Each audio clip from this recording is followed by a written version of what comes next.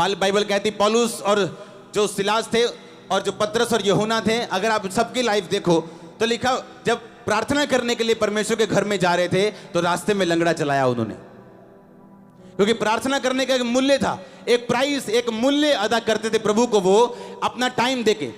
आज की चर्च प्रार्थना कैसे करती? साथ में कुकर रख के कुकर की दाल की 6 सीटियां बजानी है, 7-7 सीटियां गिनती और साथ प्रार्थना करती।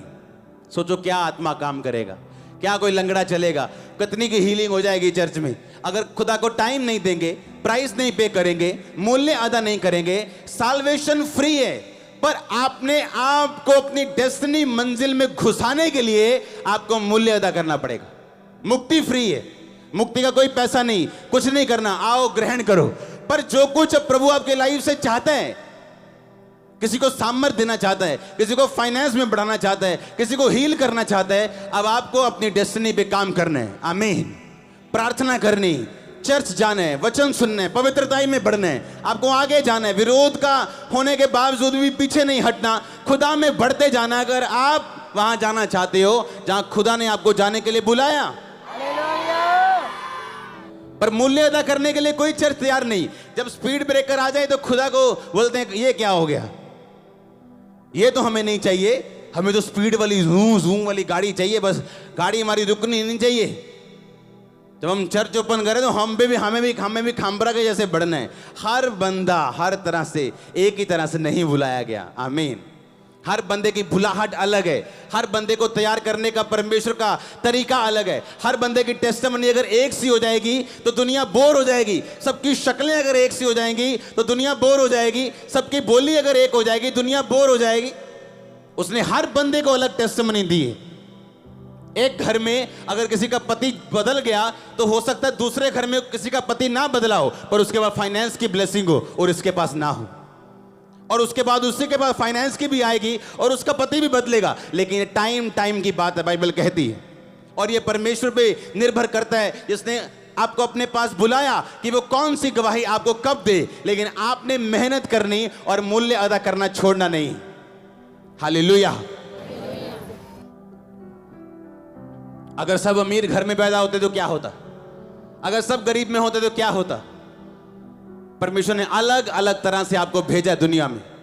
खोजो तुम कौन हो और परमेश्वर क्या चाहता तुम्हारी लाइफ में, वो तब मालूम होगा जब प्रार्थना में जाएंगे, तब मालूम होगा जब जेलसी छोड़ेंगे, जब शराब छोड़ेंगे, जब नशे छोड़ेंगे, वो तो तब मालूम होगा ना। वो तो हम छोड़ने के लिए तैयार नहीं।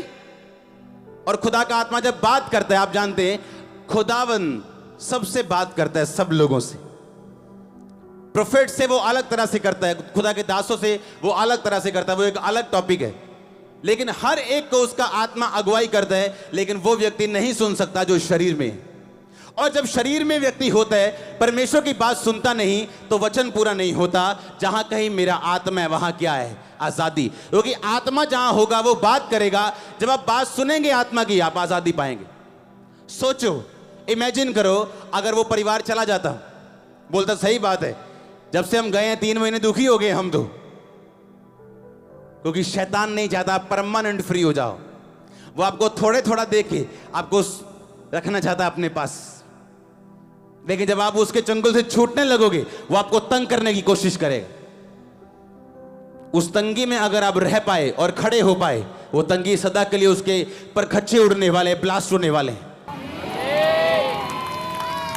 हालेलुया। अपने पड़ोसी को बोलो अपना मूल्य अदा कर। आमीन। बोलो पड़ोसी को अपना मूल्य अदा कर। जो कुछ खुदावंद ने तुझे करने के लिए बुलाया वो कर। आमीन। अपने आप धरती पे कुछ नहीं होता, बोलो अपने पड़ोसी को। आमीन। कुछ नहीं होता अपने आप। हालेलुया। मैंने एक वचन आपको पढ़ाया, दाऊद कहता परमेश्वर मैं तेरा घर बनाना चाहता हूं। परमेश्वर ने कहा नहीं, तू मेरा घर नहीं बना सकता, तेरा बेटा मेरा घर बनाएगा। और दाऊद सो नहीं गया कि हाँ ठीक है मेरा बेटा बनाएगा, सारी टेंशन उसी की, पत्थर भी वही लेके आएगा, सोना भी वही लेके आएगा, चांदी भी वही लेके आएगा। अब खुदा ने बोल दिया मेरी कोई टेंशन नहीं, अब उसी की टेंशन है। बाइबल कहती है, उसने कहा मेरा बेटा अभी छोटा है, मैं ये भवन बना नहीं सकता, पर भवन का सामान इकट्ठा कर सकता हूं। और लिखा उसने सब सामान सुलेमान से पहले ही इकट्ठा करके रखा था कि सुलेमान जब आए तो वो सारे काम करे। अपने आप कुछ नहीं होता। आपका अलग प्राइस है जो आपने चर्च के लिए दिया है, मेरा अलग प्राइस है जो मैंने चर्च के लिए दिया है। हाँ, खुदा का भवन है, खुदा बना लेगा। जब तेरी लड़की की शादी होती तो यही बोलना कि खुदा की लड़की है, अपने आप खुदा बना के पांडे टिंडे भी अप्पे कर लेगा, हैं पैलेस भी अप्पे कर लेगा, खुदा अप्पे कर लेगा। करोना निकलियो ना फिर देखियो की हुंदा फिर जो तो गाला पईया करो। हाँ, खुदा वही करेगा जो आप करेंगे। कहता मैं तेरे हाथों के कामों के ऊपर बरकत दूंगा। उसने ये नहीं कहा मैं तेरी शेख चिल्लियों की शेखियों पे बरकत दूंगा। कहता तेरे हाथों के कामों के ऊपर। मैं लोगों को, यूथ को बोलता हूं फौरन जाना है जाओ, पर जब तक फौरन नहीं गए यहां काम करो। छोटा काम करो, बड़ा काम करो, कुछ भी करो। उसने कहा मैं तेरे हाथों के कामों के ऊपर क्या दूंगा? बरकत दूंगा। कोई चेला फ्री नहीं बैठा था कि हाँ जी पतरस ताश खेल रहा है, हाँ भी काका फ्री है तू, हाँ जी प्रभु जी फ्री है, आजा भी मेरे पीछे। लिखा सब बिजी थे। लिखा मजदूरों के साथ यूहन्ना याकूब अपने पिता को मजदूरों के साथ छोड़ के नाव पर यीशु मसीह के पीछे हो गए। जब यीशु मसीह ने कहा मेरे पीछे आ जा। मजदूरों का मतलब यह था कि वो मछुआरे थे, लेकिन उनका कारोबार इतना बड़ा था कि उनको मजदूर रखने पड़ते थे मछलियां इधर से उधर करने के लिए। और इतना बिजी बिजनेस छोड़ के वो परमेश्वर के पीछे हो लिए। हालेलुया, प्रभु के पीछे हो गए। वो इतना बिजी अपना बिजनेस छोड़ के। और उसका मूल्य क्या हुआ? आज हम उन्हें चेलों के रूप में जानते हैं। यीशु मसीह को बदलते हुए देखा, वाइट कपड़े होते हुए देखा, मुर्दा जिंदे होते हुए सबसे ज्यादा याकूब और यूहन्ना ने देखे, पतरस ने देखे। जब कलीसिया ने मूल्य अदा नहीं किया तो क्या एक्सपेक्ट करेगी कलीसिया कि परमेश्वर हमें दे? प्रार्थना में कभी कुछ नहीं किया, रोजे हमने कभी रखे नहीं, चर्च आके कभी प्रार्थना नहीं की, बीज हमने कभी बोया नहीं, रूहें बचाने हम घर से कभी निकले नहीं, तो काहे के क्रिश्चियन है हम? फिर किधर से क्रिश्चियन है? किस एंगल से? बाइबल कहती जब तू जाएगा मैं तेरे संग रहूंगा। अगर तू नहीं जाएगा तो मैं तेरे संग तो हूं, पर अगर तू जाएगा तू कुछ करेगा तो मैं तेरे साथ हूं। मैं तुझे बरकत दूंगा। दूसरे फेल होते हैं अपने कामों में, पर तेरे काम फेल नहीं होंगे क्योंकि मैं तेरे साथ हूं। लिखा मजदूरों के साथ यूहन्ना याकूब अपने पिता को मजदूरों के साथ छोड़ के नाव पर यीशु मसीह के पीछे हो गए। जब यीशु मसीह ने कहा मेरे पीछे आ जा। मजदूरों का मतलब यह था कि वो मछुआरे थे, लेकिन उनका कारोबार इतना बड़ा था कि उनको मजदूर रखने पड़ते थे मछलियां इधर से उधर करने के लिए। और इतना बिजी बिजनेस छोड़ के वो परमेश्वर के पीछे हो लिए। हालेलुया, प्रभु के पीछे हो गए। वो इतना बिजी अपना बिजनेस छोड़ के। और उसका मूल्य क्या हुआ? आज हम उन्हें चेलों के रूप में जानते हैं। यीशु मसीह को बदलते हुए देखा, वाइट कपड़े होते हुए देखा, मुर्दा जिंदे होते हुए सबसे ज्यादा याकूब और यूहन्ना ने देखे, पतरस ने देखे। जब कलीसिया ने मूल्य अदा नहीं किया तो क्या एक्सपेक्ट करेगी कलीसिया कि परमेश्वर हमें दे? प्रार्थना में कभी कुछ नहीं किया, रोजे हमने कभी रखे नहीं, चर्च आके कभी प्रार्थना नहीं की, बीज हमने कभी बोया नहीं, रूहें बचाने हम घर से कभी निकले नहीं, तो काहे के क्रिश्चियन है हम? फिर किधर से क्रिश्चियन है? किस एंगल से? बाइबल कहती जब तू जाएगा मैं तेरे संग रहूंगा।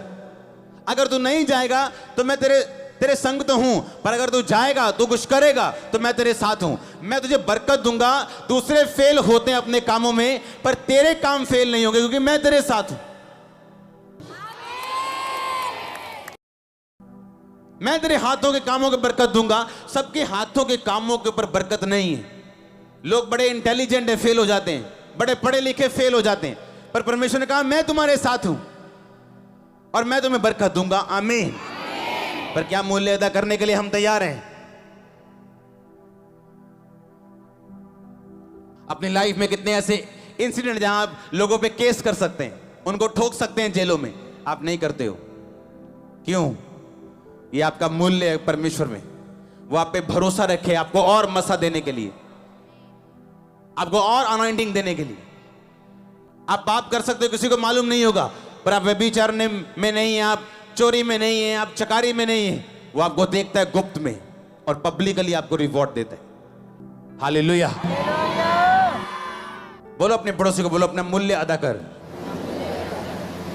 फिर से बोलो, याद करो अपने पड़ोसी को, प्रार्थना कर, रोजे रख, मूल्य अदा कर। आमीन।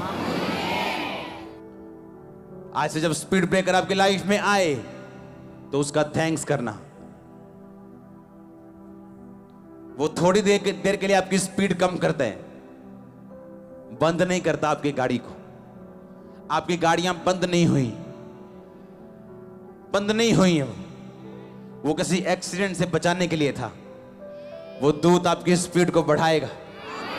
आपकी गाड़ियों की स्पीड, आपकी लाइफ की स्पीड बढ़ने वाली है।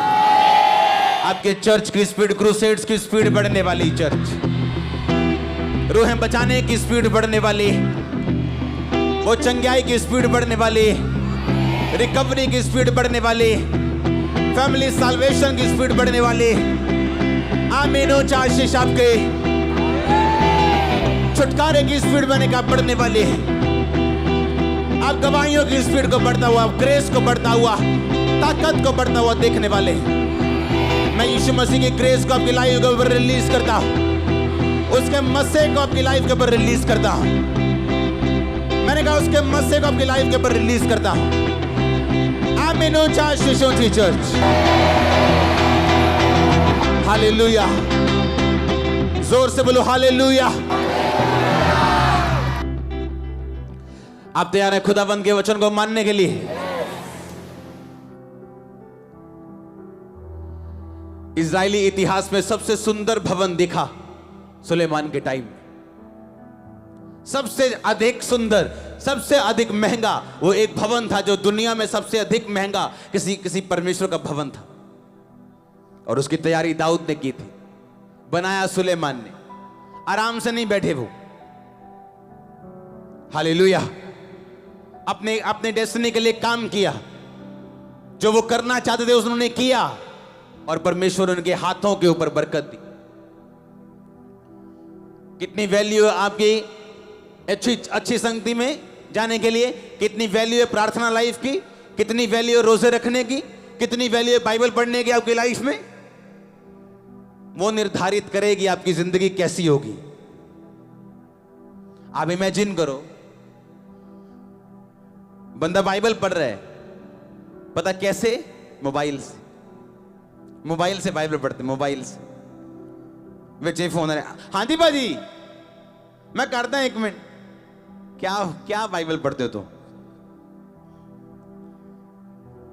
वो इमरजेंसी है, मोबाइल वाली इमरजेंसी। कहीं बाथरूम में हो, खुदाबंद ने बात की, कुछ मोबाइल खोल के वचन निकाल लिया। हाँ, वो इमरजेंसी वाला है मोबाइल बाइबल। प्रार्थना की कोई अहमियत नहीं, बाइबल की कोई अहमियत नहीं, रोजों की कोई अहमियत नहीं। लाइफ भी वैसे ही फिर फटी पड़ी है। लाइफ इधर से कमीज फटी है, इधर से आत्मिक पैंट फटी है। हाँ, बुरे हाल हैं। और जब लोग पूछते पाजी कितना, ठीक ठाक जी, क्यों झूठ बोलते हो? हाँ, बाइबल कहती अपने कपड़े, अपने धार्मिकता के वस्त्रों को ना तो मैला होने दो, ना फटने दो। ऊपर वाइट कपड़े पहनते लोग, पता है कि नहीं? लिखा लाखों लोग वाइट कपड़ों में, जिन पे दाग नहीं था, वो फटे हुए नहीं थे। पर आज फटे पड़े कपड़े, लाइफ फटी हुई, कपड़े फटे हुए, प्रार्थना जिंदगियां टूटी हुई। बाइबल कहती एलिया जब आया, स्वर्ग से आग उतारने से पहले उसने वेदी की मुरम्मत की, और वेदी की मुरम्मत के बाद उसने आग को पुकारा, परमेश्वर को पुकारा, उसने आग उतारी। आज कितने लोगों की लाइफ में खुदावंद की आग काम करती है कि आप दुष्ट आत्मा को डांटे, आग पुकारें और आग आपकी लाइफ में आए। जब वेदी टूटी होगी प्रेयर की, कभी आग नहीं उतरेगी। सबको जय मसीह की। मैं जतिन बब्बर और आप देख रहे हैं मसीह परिवार चैनल। जैसे कि आप सब जानते हैं कि मैं इस चैनल पे प्रभु के अलग अलग दासों की वीडियोस डालता हूं, तो अगर आपको हमारा चैनल अच्छा लगता है तो आप इस चैनल को ज़्यादा से ज़्यादा सब्सक्राइब जरूर करें, ताकि आप प्रभु के वचन को सुन सके। वीडियोस को ज़्यादा से ज़्यादा शेयर करें, ताकि जिन लोगों तक वचन नहीं पहुंचा उन तक भी वचन पहुंच सके। सबको जय मसीह की। एक बार मैं आपसे दोबारा कहूँगा कि इस चैनल को सब्सक्राइब जरूर करें और वीडियोस को ज़्यादा से ज़्यादा शेयर करें। जय मसीह की।